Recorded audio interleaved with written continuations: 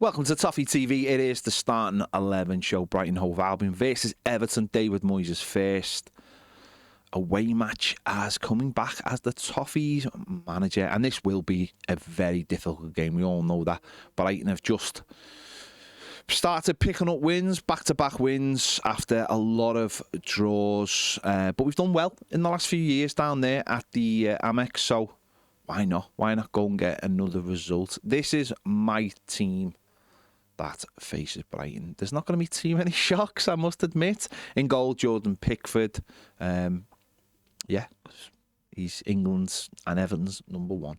I'm going to go with Jake O'Brien at right back, like he played last week. But I think you could. I imagine this week we might see him revert into a 3, or certainly the whole team going into a 5 at the back a little bit more often than it did last week, when we played a little bit more on the front foot and he stayed more as a right back. But I could see this week him tucking inside a little bit more and the right winger making a 5 at the back, because Brighton are so good on the wings and that's where a lot of their play comes from. Matoma on one side, Minter on the other side. We have got to close those spaces down as much as we possibly can. So I can see him just tucking in a little bit more, not getting down the right hand side like he did last week, and just it being a 5 when we are out of possession, and maybe a 4 when we're in possession. We'll wait and see, but I don't think he's going to be as adventurous. But good to see him getting games anyway. On the other side, Vitaly Mykolenko, and obviously he is more of a fullback anyway, isn't he? So he'll continue to do that job. But will he be more adventurous like he was or has been? Again, we'll wait and see. But he's got, again, a big job on his hands with the pace they have on both wings. The centre-backs, obviously James Tarkowski and Jared Branthwaite. Taki, obviously, been quite consistent all season. Branthwaite, you're pretty consistent, but still not up to that level. Still not quite up to that level. Again, I put that down mostly to not having a pre-season and not finding where, you start getting the fitness sorted, and with the fitness comes your form after a few games. I think it's been a little bit difficult. It's always difficult for players, I find, when they haven't had a pre-season to find that level. So he's still trying to find it, but he's still one of our best centre-backs, and that's the best partnership. Into midfield, lots of rumours on social media about Oro Mangala, but the manager said he's fit to play. So hopefully he's fit to play. David Moyes, in his first stint at Everton, didn't mind misleading a few people when it comes to injuries, but there was no hint of that in the press conference. We do have James Garner back around the squad.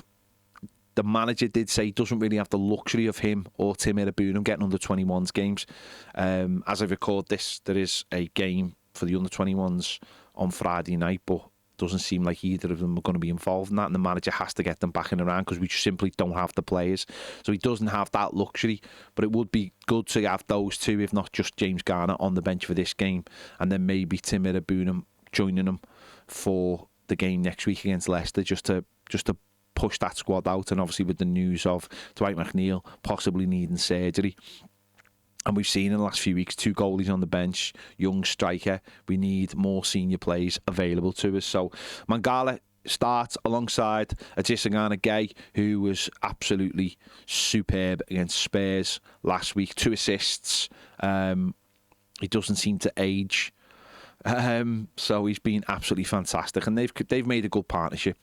So let's hope that continues. Ahead of them, Abdoulaye Doucouré, who I thought for an hour last week, pressing-wise, did well. I know a lot of people, like to slag him off, but pressing-wise, I thought he did well. And obviously, defensively, he adds just another body to that midfield, certainly away from home.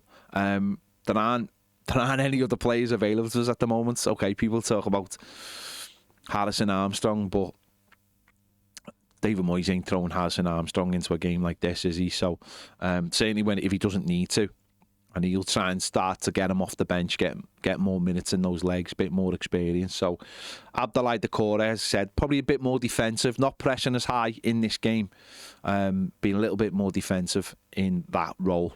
The wide players on the right, Jesper Lindström, who had his best Everton game last week, defensively and offensively did brilliantly, and it's about finding that consistency now.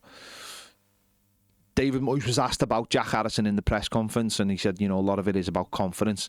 I'd like to see Jack Harrison, if he's going to play, be introduced on the left-hand side. And, with Dwight McNeil not available now,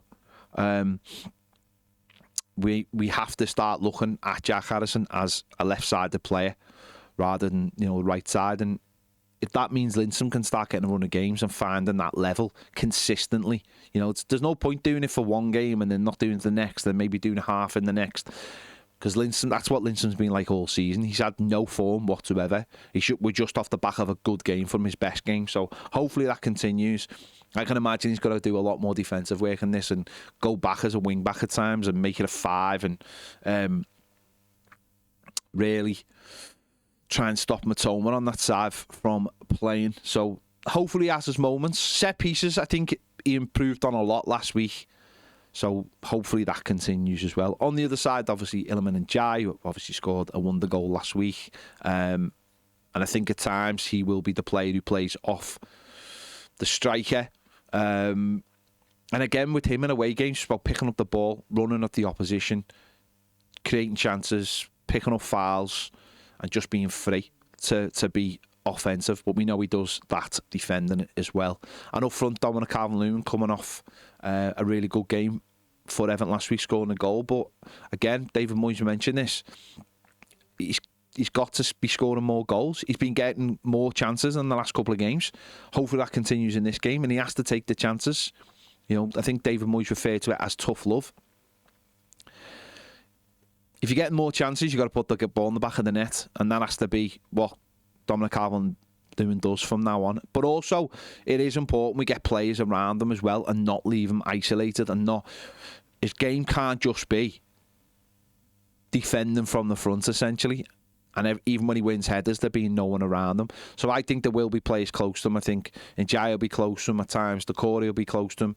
The whole team has to get closer to him because that's how you make chances. So that's my 11. Obviously, it's the 11 we picked last week for the win. Wasn't going to change a winning team that beat Spurs. So hopefully that's good enough, if that is the 11, to pick up something at Brighton. It will be a tough game, but let's get that performance right and hope that leads to a positive result.